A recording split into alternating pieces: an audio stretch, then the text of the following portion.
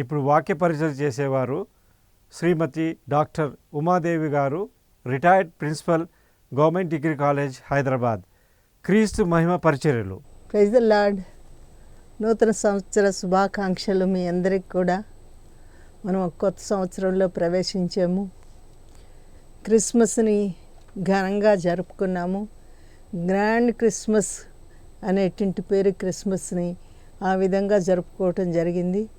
మరి వాక్య భాగంలోకి వెళ్ళబోయే ముందు చిన్న ప్రార్థన చేసుకుందాం. ప్రేమ నమ్మకం కలిగినటువంటి మా తండ్రి, మా రక్షక, నీకు వందనాలు, స్తుతులు, స్తోత్రములు నాయన. ఇదిగో చేరి వచ్చినటువంటి బిడ్డల్ని నీ యొక్క కృపతో నా తండ్రి బలపరచమని వేడుకొంచున్నాను. వాక్యం ధ్యానించిన అయ్యుండగా నాయన నీ కనికరము, నీ కృప మా మీద ఉంచండి నాయన. మాతో ఉండండి, మమ్మల్ని నడిపించండి నా తండ్రి. వాక్యం చెప్పటానికి కావలసినటువంటి బలాన్ని, శక్తిని అనుగ్రహించి నాయన నా నోటిని, నా నాలుకను నువ్వు పరిశుద్ధపరచమని వేడుకొంచున్నాను. అదేవిధంగా వినేటువంటి బిడ్డలకు కూడా వినగలిగినటువంటి చెవులను అనుగ్రహించండి నాయన. ఆ బిడ్డలను దీవించండి. వాక్యంలో ఉన్నటువంటి మర్మాలు తెలుసుకోగలిగేటట్లు సహాయం, నడిపింపు దయచేయమని వేడుకొంచున్నాను నాయన. నీకే మహిమ, ఘనత, ప్రభావం ఆపాదించు. ఈ సమయాన్ని నీ చేతికి అప్పగించుకొంచు. యేసు అతి పరిశుద్ధమైనటువంటి నామాన్ని బట్టి అడిగి వేడుకొంచున్నాం మా తండ్రి. ఆమేన్, ఆమేన్. క్రిస్మస్ సందర్భంగా అనేకమైనటువంటి సందేశాలు మీరు వినుంటారు. మరి వాటిని విని జీర్ణించుకుని కూడా ఉంటారు. వాటిలో ఉన్నటువంటి కొన్ని విషయాల్ని మనము మీ యొక్క ప్రతి ఒక్కరి జీవితంలో ఏ విధంగా ఉంది అనేటువంటిది చూసుకోవాలి. క్రిస్మస్ అంటే క్రైస్ట్ మాస్ అని అర్థము. క్రీస్తు యొక్క ఆరాధన, క్రీస్తుని ఆరాధించటము అని. మనం ఆరాధించము అనే దానికన్నా క్రిస్మస్ పండుగని బాగా సెలబ్రేట్ చేసుకున్నాము అనుకుంటాం, అంతే కదా. ఆరాధన ఎంతసేపు ఉంటుంది? కొంతసేపు ఉంటుంది. క్రీస్తు ఆరాధన. మరి ఈ యొక్క క్రిస్మస్ గురించి ఎన్నో విషయాలు మనం మాట్లాడుకోవటానికి ఉన్నాయి.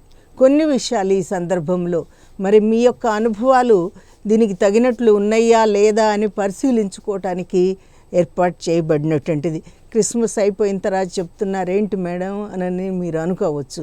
కానీ ఆ క్రిస్మస్లో ఉన్నటువంటి అనుభూతి, ఆ అనుభవం ఏ విధంగా ఉంది, పరిశుద్ధ గ్రంథంలో మనల్ని ఏ విధంగా ఉండమని దేవుడు చెప్పాడు, దానికి తగినట్లు మనకి ఫలితాలు లభించినయా లేవా అనేటువంటిది మనల్ని మనం పరిశీలించుకోవాల్సినటువంటి సమయం. ఈ క్రిస్మస్ అనేది మరి మరియమ్మకి శుభవార్త, గొల్లలకి సువార్త. శుభవార్త వేరు, వార్త వేరు, మరి సువార్త వేరు. సువార్త ఏంటి అంటే ఇదిగో నేను చేస్తున్నటువంటిది సువార్త పరిచర్య. సువార్త పరిచయ ఇతరులకి పంచిపెట్టటము, అది సువార్త.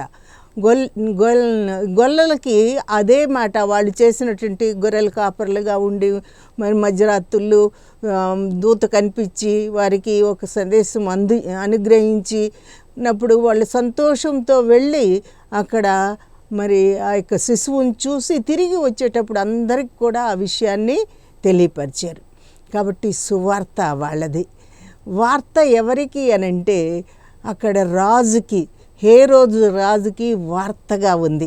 ఆ వార్త విని ఆయన చలించిపోయాడు, భయపడ్డాడు.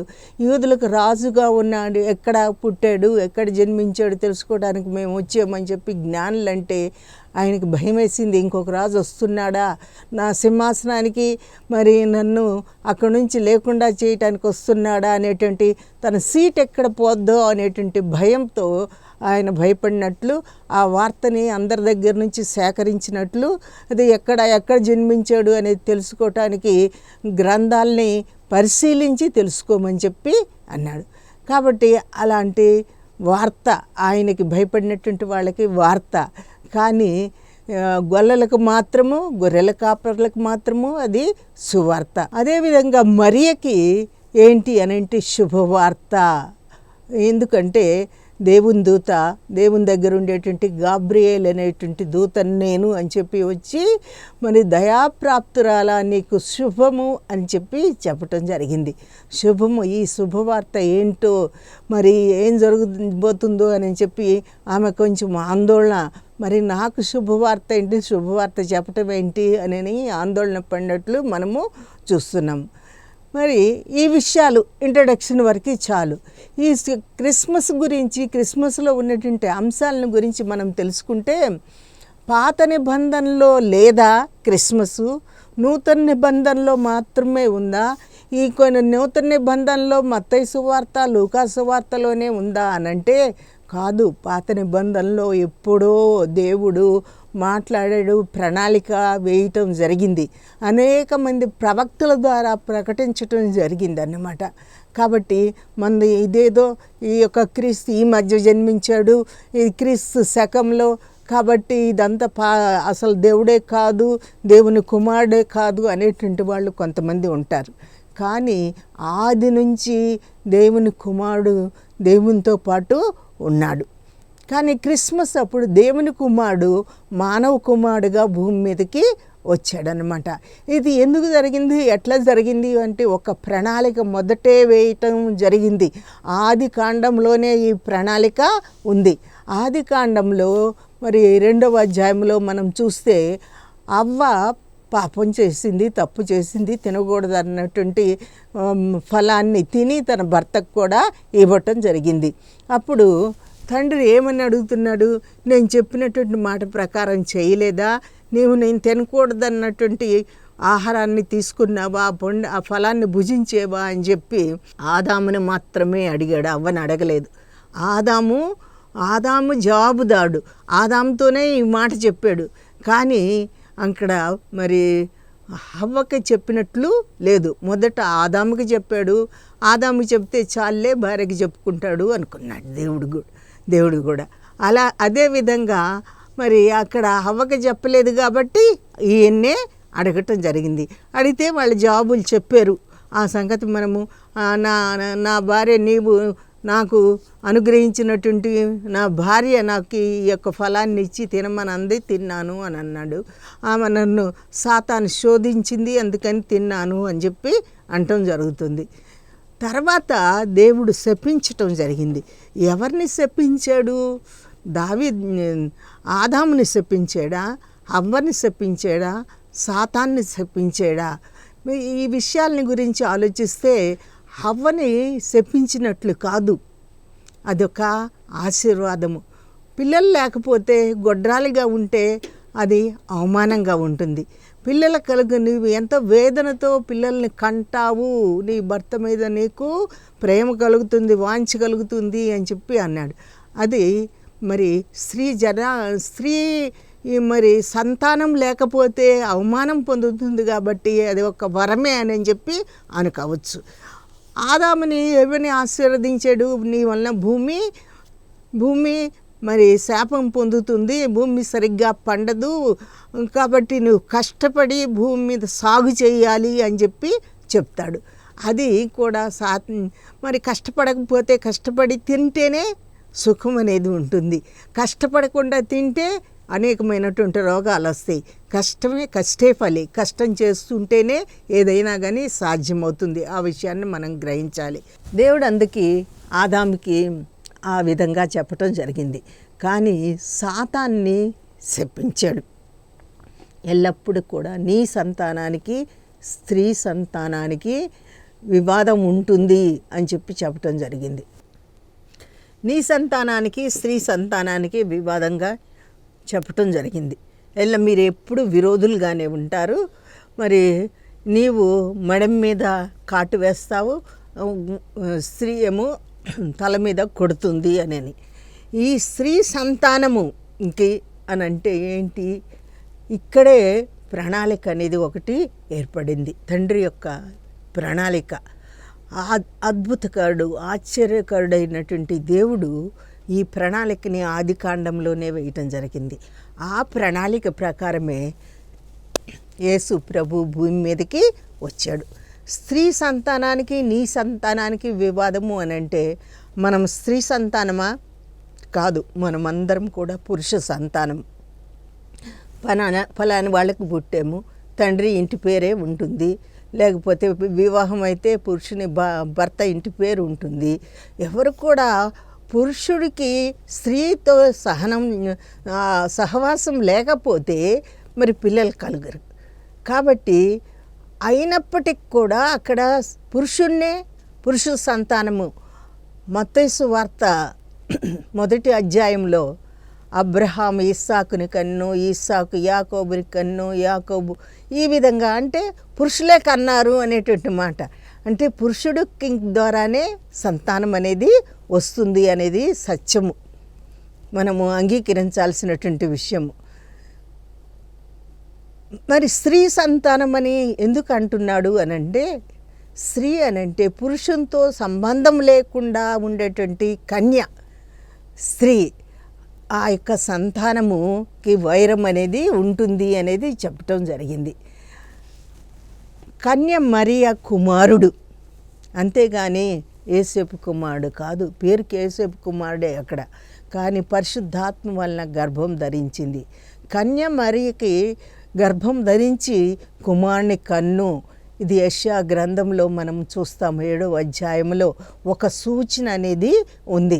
యెషయా ఎప్పుడో, అంటే ఈ యొక్క యేసు ప్రభు జన్మించకముందే కొంతమంది ప్రవక్తలు ఏ విధంగా జన్మిస్తాడు, ఎక్కడ జన్మిస్తాడు, అది ఏ విధంగా నెరవేరుతుంది, దాని సూచన ఏంటి, ఇవన్నీ కూడా చెప్పడం జరిగింది.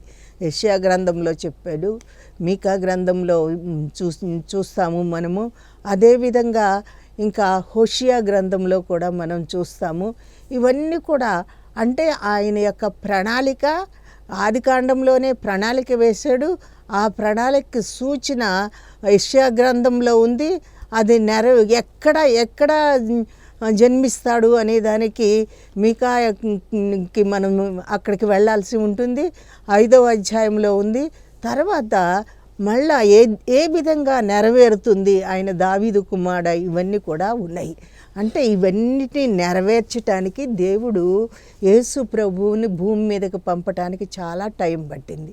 ఎందుకు ఇంత టైం పట్టింది అని అంటే, పాత నిబంధన తర్వాత 400 సంవత్సరాలు యేసు ప్రభు కాదు, దేవుడు యెహోవా దేవుడు మౌనంగా ఉన్నాడు. పాత నిబంధనలో అనేకలతో మాట్లాడాడు, ప్రవక్తలతో మాట్లాడించాడు, వాళ్ళు ప్రజలకు చెప్పారు.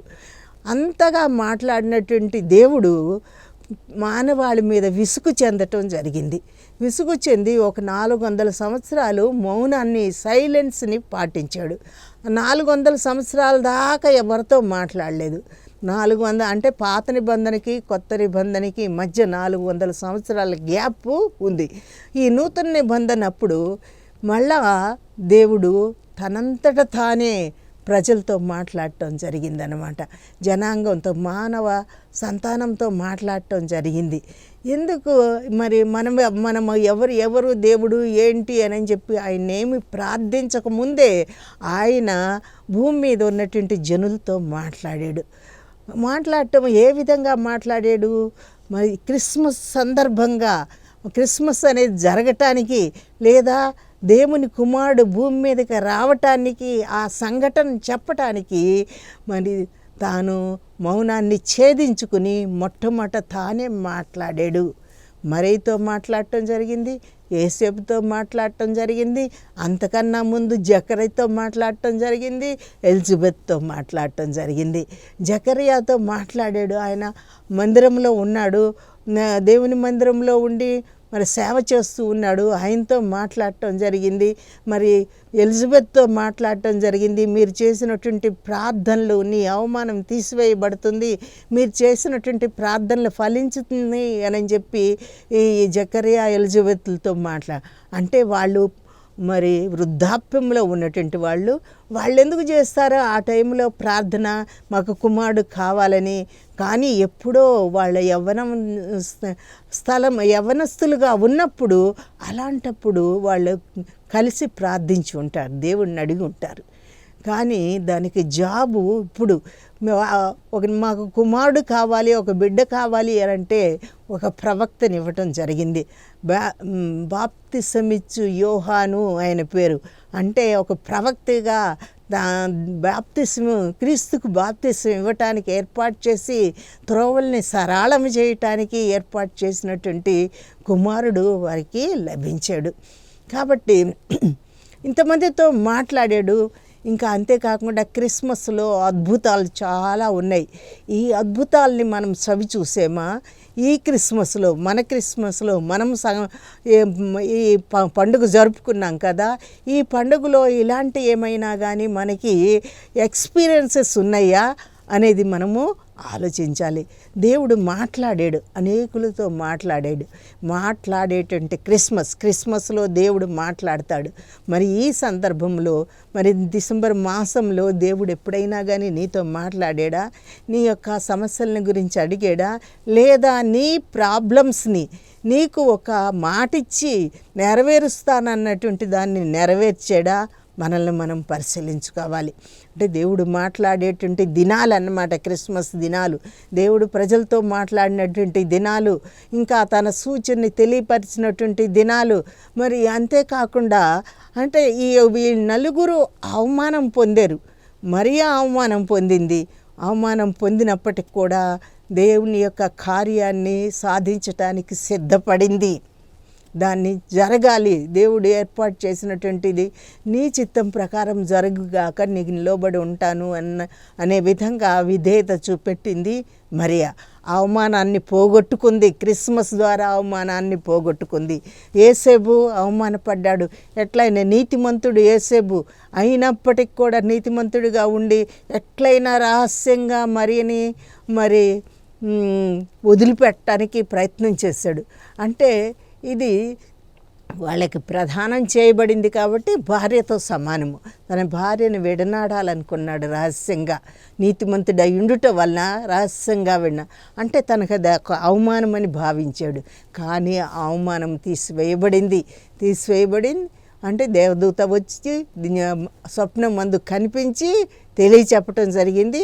ఆ విధంగా మరియను చేర్చుకున్నప్పటికి కూడా ఆమెతో సంసార జీవితం గడపలేదు. పరిశుద్ధాత్మ వలన గర్భం పొంది కుమారుణ్ణి పొంది. అంటే ఈ యొక్క అవమానాలు తొలగించబడినవి క్రిస్మస్ అంటే. మరి మన జీవితంలో ఏమైనా అవమానాలు ఉంటే, రోదనలు ఉంటే, బాధలు ఉంటే అవి తొలగించబడినయ్యా? మనల్ని మనం పరిశీలించుకోవాలి. ఇంకా ఎలిజబెత్ కూడా వృద్ధాప్యంలో కుమారుడు కొంది. అంటే ఎలిజబెత్ కూడా ఆ వృద్ధాప్యంలో ఆ విధంగా కొన్ని సిగ్గేసి వెళ్ళిపోయి ఊర్లో ఒక విలేజ్లో ఉండటం జరిగింది. మరికి కూడా బాధ అనిపించి ఆమె కూడా వెళ్ళింది ఆమె దగ్గరికి. అది 6 నెలల తేడా ఇద్దరికీ కూడా. ముందు బాప్తిస్మిచ్చి యోహాను వచ్చాడు త్రోవల్ని సరళం చేయటానికి. ఆయన గురించి మాట్లాడాడు. ఆయన చెప్పులు వారిని విప్పటానికి కూడా నేను పాత్రుడిని కాను అని చెప్పి ప్రజలకు చెప్పాడు. రాబోయే రక్షకుడు ఉన్నాడు అని చెప్పి చెప్పటం జరిగింది. ఇవన్నిటి కొరకు ఆయన త్రోవల్ని సరళం చేయటానికి ఏర్పాటు చేసినటువంటి దేవుడు ఒక ప్రణాళికతో ఆ యొక్క ప్రణాళికలో వీళ్ళు వృద్ధాప్యంలో పిల్లలకు అంటున్నారని ఎలిజబెత్కి కూడా వేదన అనేది ఉంది, బాధ అనేది ఉంది, అవమానంగా భావించింది. ఆ అవమానం తీసివేయబడింది. జకర్యా కూడా కొంతకాలం మాట్లాడలేకపోయాడు, మౌనంగా ఉన్నాడు. ఆ మౌనాన్ని ఛేదించి నీ కుమారుడికి ఏం పేరు పెట్టాలి అని చెప్తే ఆ పేరు రాయటం జరిగింది. అక్కడి నుంచి మళ్ళీ మాట్లాడటం జరిగింది. ఒక అధ్యాయం అంతా కూడా ఆయన ప్రకటించాడు. యేసుని గురించి మాట్లాడటం జరిగింది, క్రీస్తుని గురించి మాట్లాడటం జరిగింది. కాబట్టి ఈ యొక్క అద్భుత కార్యాలు మనకేదైనా కానీ అవమానం ఉంటే అవమానం తీసివేయబడేటువంటి దినాలు అన్నమాట క్రిస్మస్ దినాలు అనంటే. కాబట్టి సంతోషించేటువంటి దినాలు, ఆనందించేటువంటి దినాలు, ఆనందంతో పొంగిపోయేటువంటి దినాలు. ఇంకొకటి ఈ క్రిస్మస్ దినాలు అంటే ఈ అనుభవం నీకేమైనా ఉన్నదా? నీవు పరిశీలించుకో. ఇంకొకటి రెండో పాయింట్ ఏంటి అనంటే, క్రిస్మస్ సమయంలో పరిశుద్ధాత్మ నింపబడుతుంది ప్రజల మీద. పరిశుద్ధాత్మ ద్వారా ఇక్కడ మరియా గర్భం ధరించింది. పరిశుద్ధాత్మ ద్వారా ఎలిజబెత్ మరీతో మాట్లాడింది, నా ప్రభువుల తల్లి నా దగ్గరికి రావటం నాకు ఎంత భాగ్యము అని అంటుంది. అంటే తన గర్భంలో ఉన్నటువంటి శిశువులు కూడా గంతులు వేసినట్లు అక్కడ మరి పరిశుద్ధాత్మ ద్వారా మాట్లాడటము, గర్భంలో ఉన్నటువంటి శిశువు కూడా మరి గంతులు వేయటం, సంతోషపడటం అవన్నీ కూడా మనము పరిశుద్ధ గ్రంథంలో లూకాసు వార్తలో మనము చూస్తున్నాం. కాబట్టి పరిశుద్ధాత్మ ఈ కుమ్మరించబడినటువంటి దినాలు మరీ మీద కుమ్మరించబడింది, పరిశుద్ధాత్మ కుమ్మరించబడింది. అంతేకాకుండా గొల్లల దగ్గరికి వెళ్ళి దూత చెప్పితే వాళ్ళు సంతోషంగా వచ్చి తిరిగి సంతోషంతో నృత్యం చేసుకుంటూ అందరికీ చెప్పటం జరిగింది. పరిశుద్ధాత్మ ద్వారానే అది ఒక సాధారణంగా గొల్లలు తమ పని వదిలి వచ్చేటువంటి వాళ్ళు కాదు. వాళ్ళ ప్రొఫెషన్ అంటే వాళ్ళకి అంతా ఇది, తమ పనిని విన్నాడు. మనం ఎవరైనా కానీ ఫోన్ వస్తుందంటే లేచిపోతాం మేము, పని వదిలి లేచిపోతే వెళ్ళి ఫోన్ దగ్గరికి వెళ్తే పొయ్యి మీద ఉన్నటువంటిది మాడిపోవటం జరుగుతుంది, లేదా పాలు పెట్టేస్తే పాలు పొంగిపోవటం జరుగుతుంది. కానీ ఈ గొల్లలు అలాంటి వాళ్ళు కాదు, చాలా విధేయులు. ఏ గొర్రెపిల్ల కూడా ఇటైనా కానీ తప్పిపోతుందా అని చెప్పి జాగ్రత్తగా కాపాడతారు. తప్పిపోయినటువంటి ఒకళ్ళు తప్పిపోతే పొరపాటున దాన్ని వెతికి రక్షించటం జరుగుతుంది. అందుకనే మన దేవుడిని యేసయ్యని మరి గొర్రెల కాపరి అన్నాడు. గొర్రెల కాపరి తన బిడ్డల్ని ఆ విధంగా సంరక్షించేటండి. కాబట్టి మనల్ని సంరక్షించడానికి ఆయన భూలోకంలోకి వచ్చాడు. మరి గొర్రెపిల్లలాగా భూమి మీదకి రావటం జరిగింది. అంటే దేవుని కుమారుడు మానవ కుమారుడుగా భూమి మీదకి వచ్చాడు. ఆయన్ని ఆ భూమి మీదకి వచ్చి శ్రమలను అనుభవించటానికే వచ్చాడు. ఎందుకు ఈ శ్రమలను అనుభవించటానికి వచ్చాడు అంటే మన పాపాలని ఆయన భుజం మీద మోయటం జరిగింది. కాబట్టి ఈ సమయాలు పరిశుద్ధాత్మతో నింపబడినటువంటి సమయాలు. ఇంకా చూస్తే 8వ రోజున మందిరానికి తీసుకెళ్తే మందిరంలో సుమియోను పరిశుద్ధాత్మతో మాట్లాడటం జరిగింది. సుమియోనుకి ఒక వాగ్దానం ఉందంట దేవుడి దగ్గర నుంచి. ఏం వాగ్దానము? రక్షకుణ్ణి చూడకుండా నీవు పోవు, మరణించవు అనేటువంటిది. కాబట్టి ఆయన చేతుల్లో ఎత్తుకుని ఆ రక్షకుడిని కనులారా చూసి సంతోషించటం జరిగింది. పరిశుద్ధాత్మ కుమ్మరింపబడినటువంటి దినాలు ఈ పరిశుద్ధాత్మ. అట్లాగే అన్నా ప్రవక్తి, అక్కడ ఒక వృద్ధాప్యంలో ఉన్నటువంటి స్త్రీ అన్నా ప్రవక్తి 84 సంవత్సరాలు విధవగా ఉంది.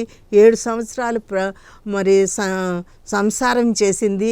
84 + 7 అనంటే 91.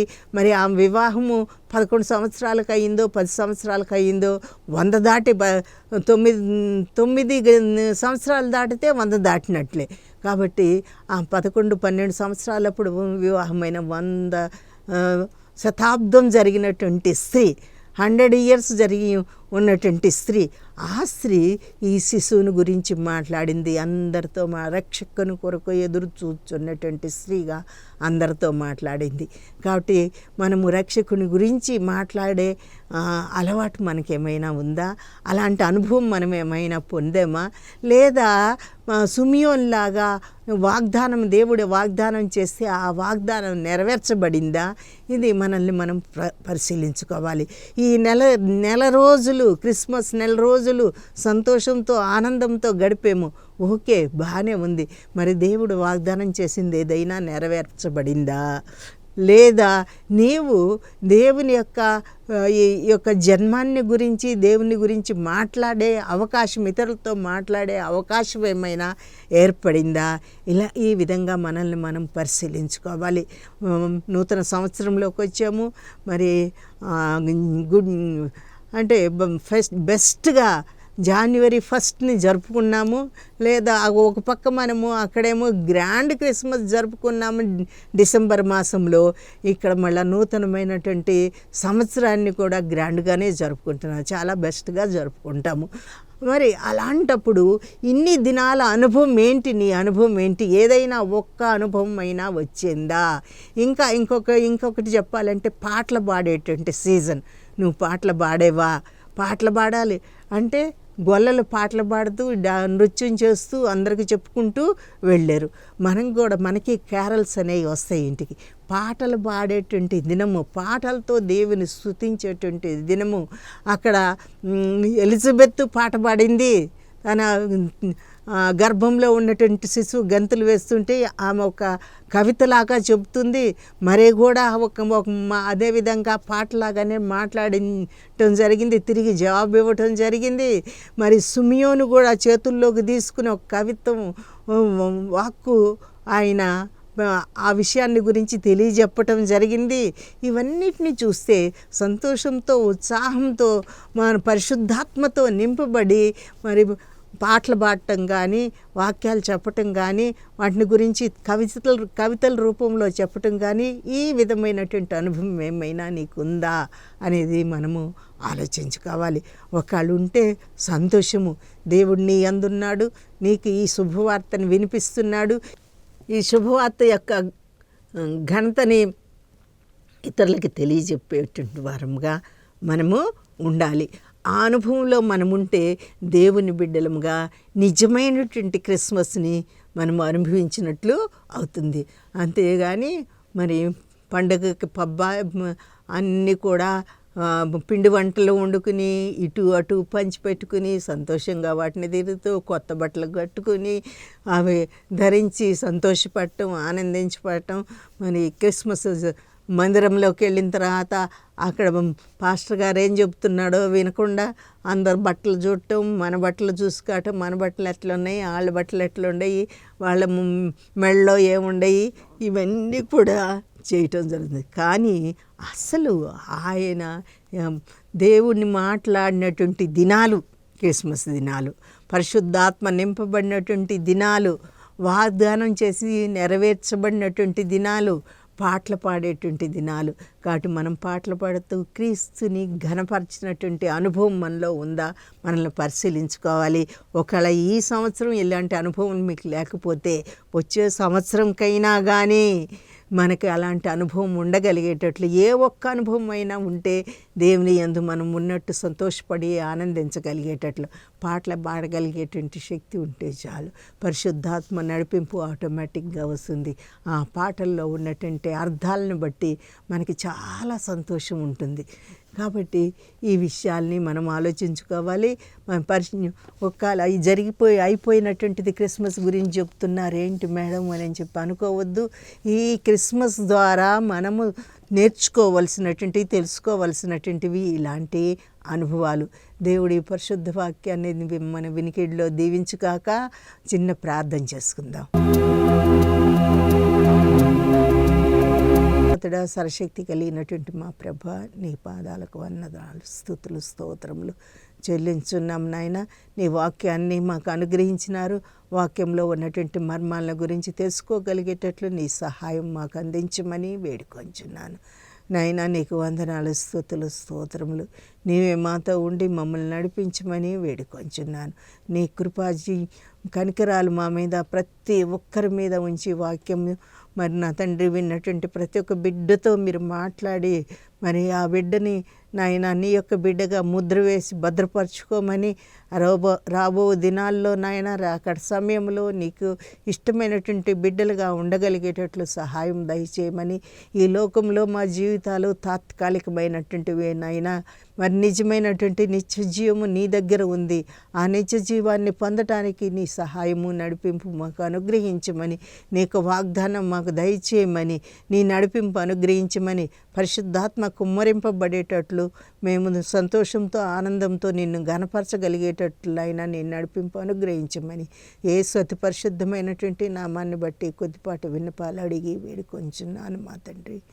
ఆమేన్, ఆమేన్. Praise the lord.